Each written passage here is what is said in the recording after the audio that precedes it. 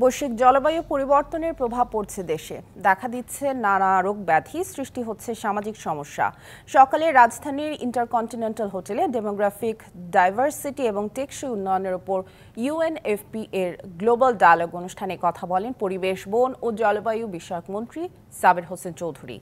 জলবায়ু পরিবর্তনের প্রভাবে বাংলাদেশের দক্ষিণাঞ্চলে সমুদ্রের পানির উচ্চতা বেড়ে যাচ্ছে। লবণাক্ততা বেড়ে বিশুদ্ধ খাবার পানির সংকট সহ দেখা দিচ্ছে নানা স্বাস্থ্য ঝুঁকি। We cannot solve a problem by growing the problem. বৈশ্বিক জলবায়ু পরিবর্তনের প্রভাব পড়েছে দেশে, দেখা দিয়েছে নানা রোগ ব্যাধি, সৃষ্টি হচ্ছে সামাজিক সমস্যা। জলবায়ু পরিবর্তনের প্রভাবে বাংলাদেশের দক্ষিণাঞ্চলে সমুদ্রের পানির উচ্চতা বাড়ছে। ওই সকল এলাকার জনগণ স্বাস্থ্যের ঝুঁকিতে রয়েছে। নগদে ৫০০ টাকা বা তার বেশি পেমেন্টে পেতে পারেন ঢাকায় জমিসহ ২০ কোটি টাকার পুরস্কার।